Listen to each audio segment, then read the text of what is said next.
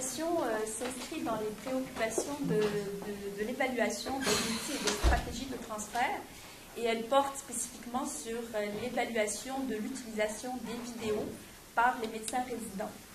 Donc, qu'on a voulu approcher par un modèle intégrateur de deux corpus théoriques, donc les théories sur l'acceptation des technologies et les théories du transfert.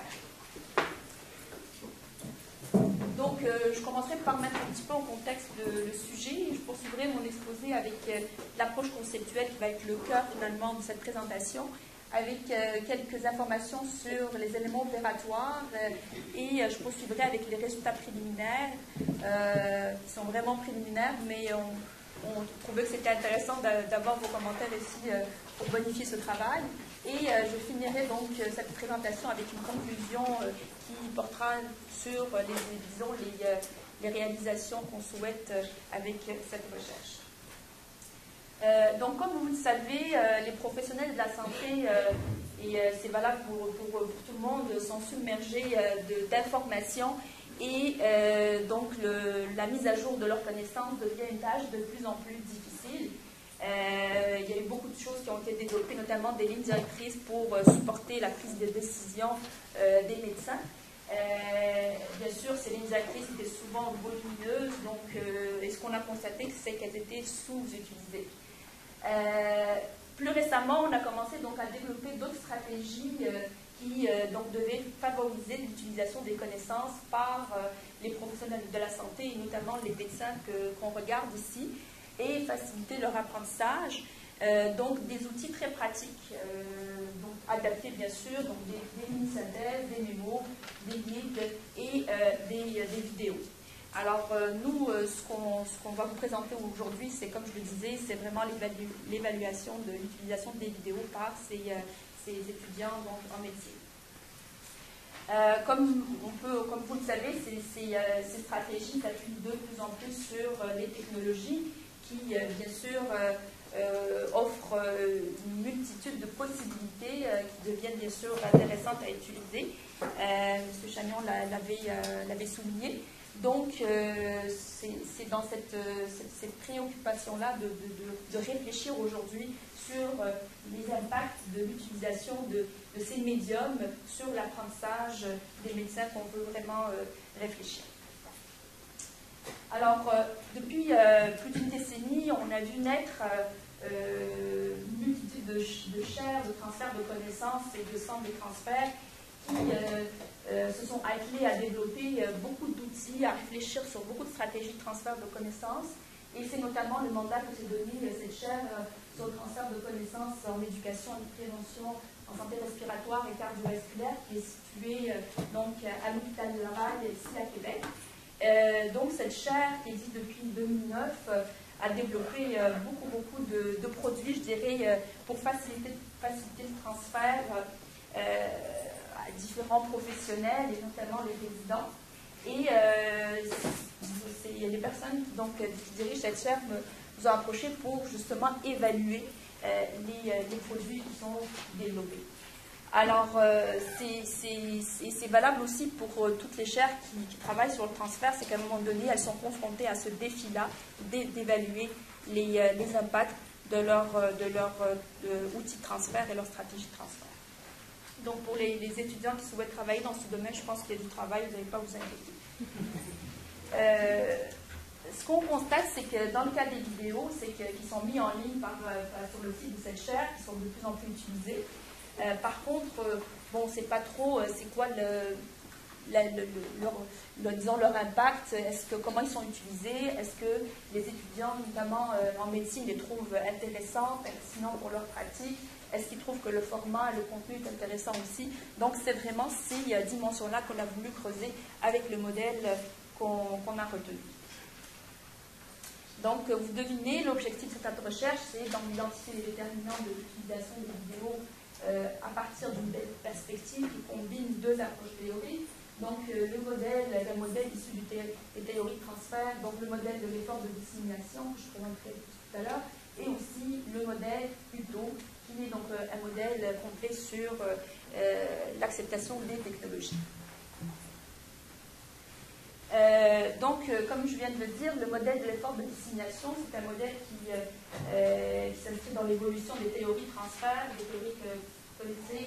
Essentiellement, c'est toute la question du modèle push qui a plus regardé l'aspect du chercheur et comment améliorer le transfert en favorisant, si vous voulez, les facteurs qui vont faciliter son transfert du chercheur vers une pratique. Parallèlement, on a regardé avec le modèle pull tous les aspects des besoins des utilisateurs et on a essayé donc finalement de couvrir le pan qui n'avait pas été regardé dans le premier modèle.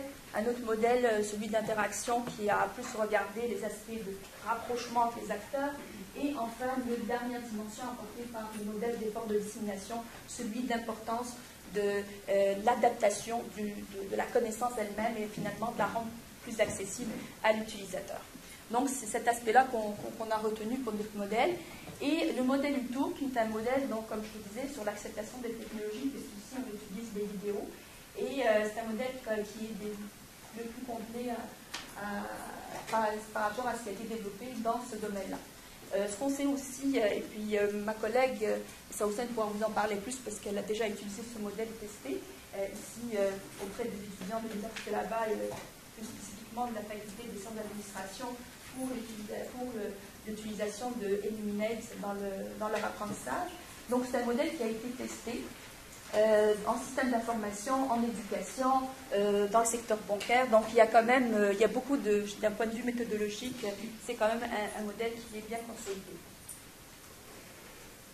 Donc comme vous voyez à l'illustration ici, ce qu'on a voulu faire, c'est vraiment retenir donc tous les aspects de l'acceptation des technologies avec les différentes dimensions et l'impact de ces dimensions-là sur l'utilisation des connaissances et aussi toutes les variables qui sont en lien avec l'accessibilité de la connaissance, donc le format et le contenu. Je vous présenterai plus en détail tout à l'heure donc les dimensions de tout le modèle.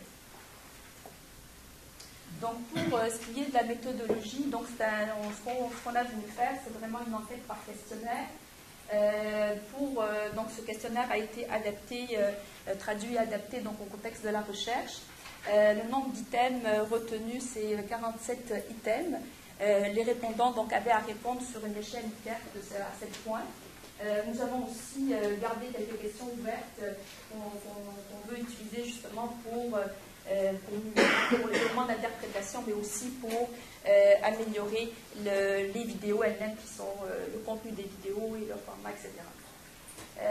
Donc ce questionnaire a été distribué dans le cadre d'une session de formation donc des étudiants en médecine. Ces étudiants étaient informés donc, de la disponibilité des vidéos sur le site de la chaire. Ils devaient aller donc les consulter et par la suite, pour ceux qui ne connaissaient pas, donc, évaluer aussi donc, et répondre au questionnaire.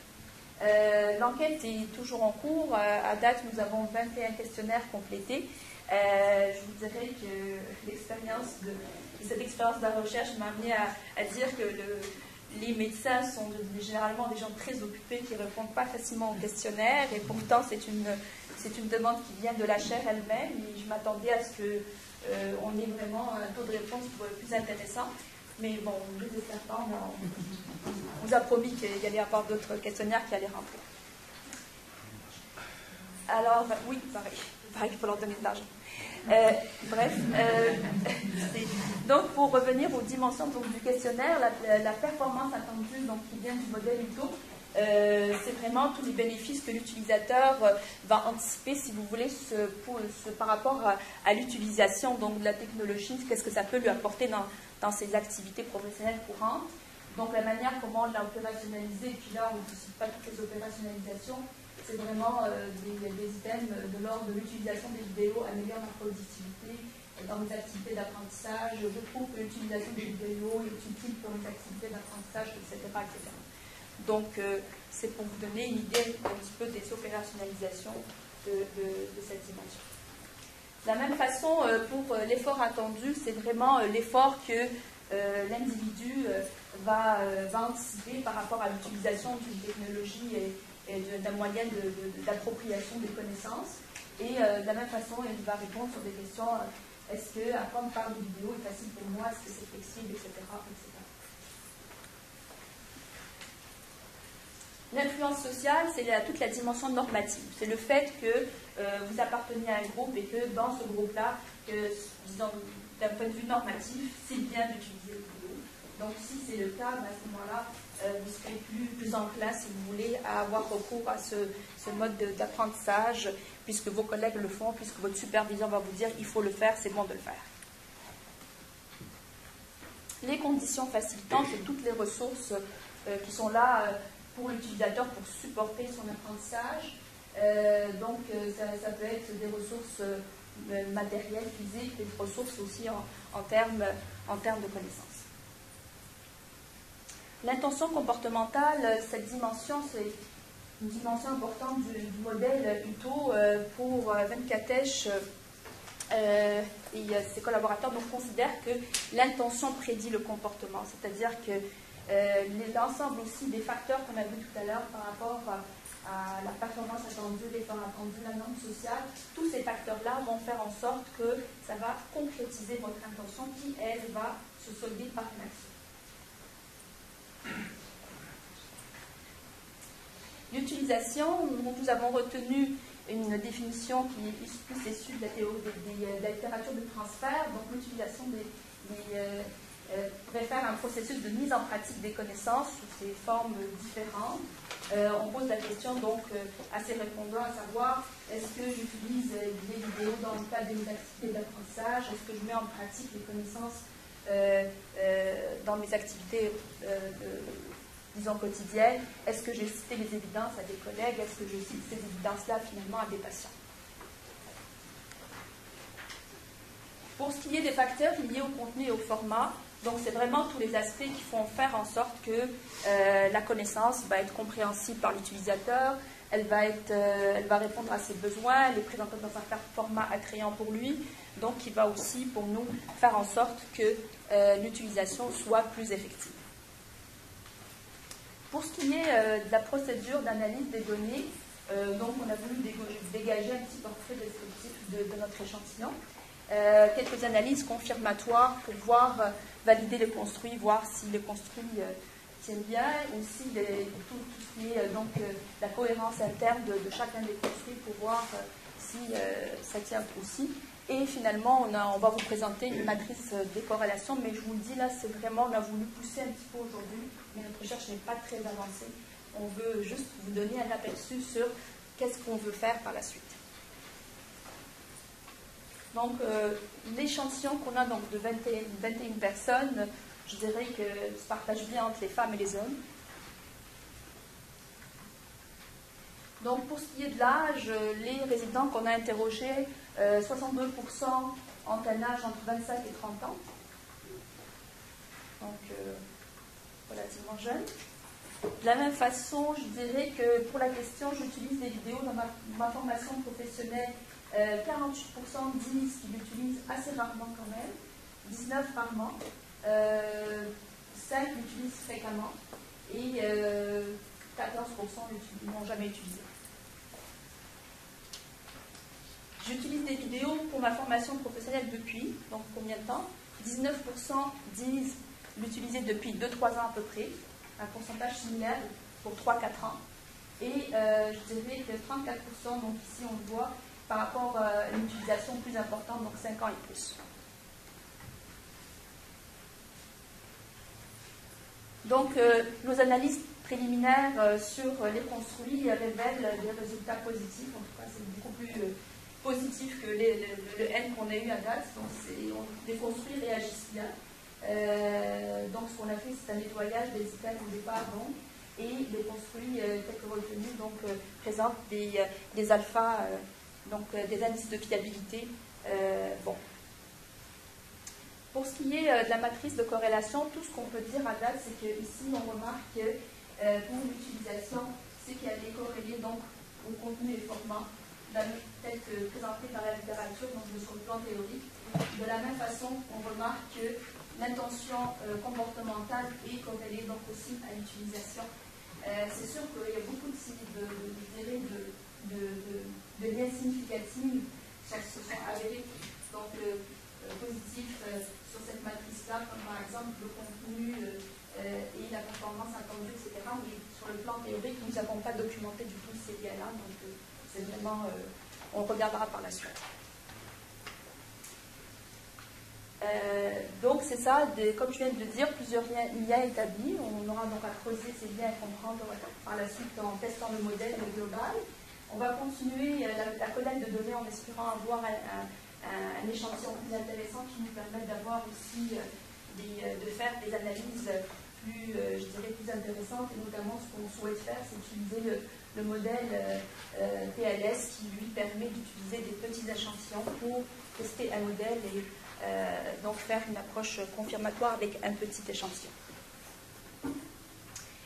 Finalement, sur le plan, qu'est-ce que cette recherche, ce qu'on souhaite faire avec cette recherche, tout d'abord faire évoluer les approches d'évaluation du transfert, mais en combinant des modèles qui viennent d'autres disciplines, avec ici la validation d'un modèle qui combine finalement des variables du transfert et des variables des modèles de l'acceptation de technologies dans un domaine qui n'a pas été encore étudié.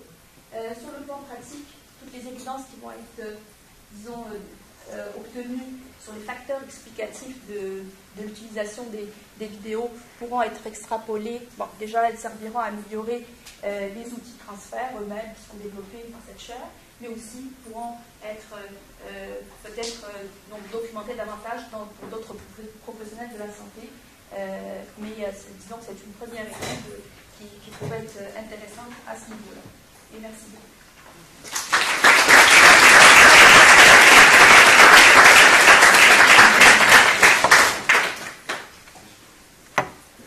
Des questions?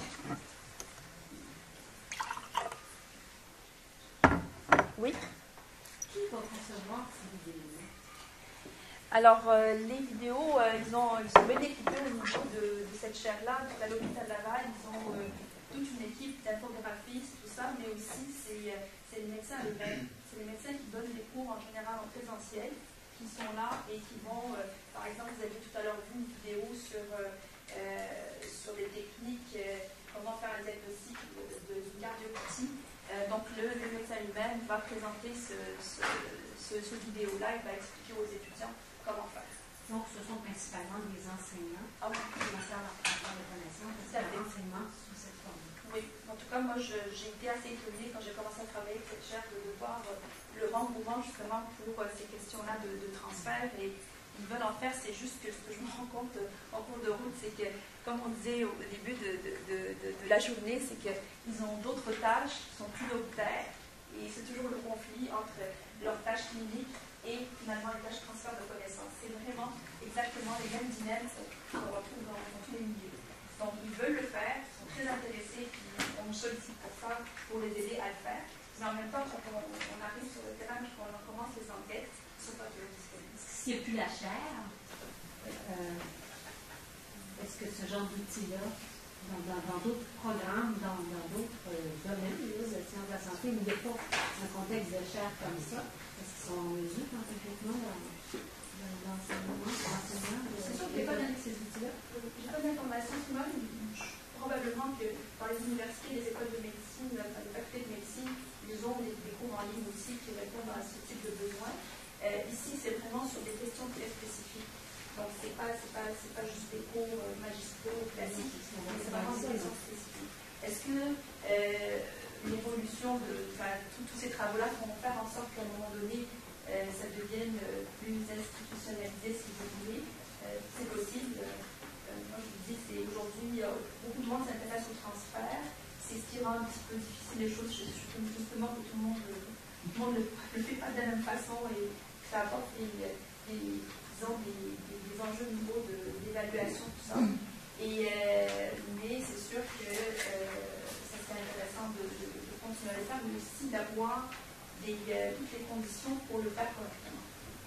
C'est-à-dire qu'on ait les conditions sur le plan méthodologique, l'accès au terrain, avoir des échantillons plus intéressants pour pouvoir mener des études qui ramènent des évidences intéressantes.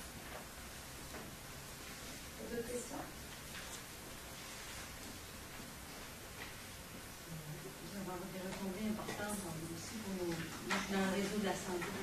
sociaux. Oui. C'est sûr qu'effectivement, il y a ça notre courant, là, on voit avec les vidéos, les webinaires, les formations en ligne, tout ça. Quand on regarde les statistiques, ça démontre toute l'importance de bien planifier, de bien utiliser des stratégies pour recherche, pour avoir des retombées, effectivement, pas juste. Moi, j'ai eu à rencontrer d'autres médecins aussi qui travaillent par exemple avec des infirmières. Ils sont très enthousiastes, ils veulent développer justement des vidéos. On parlait tout à l'heure de l'aspect interdisciplinarité. Ils veulent documenter des questions spécifiques, puis faire en sorte que les nouveaux étudiants puissent être alimentés à ce niveau-là. Donc, je dirais, c'est intéressant, en même temps, il faut comme juste encadrer.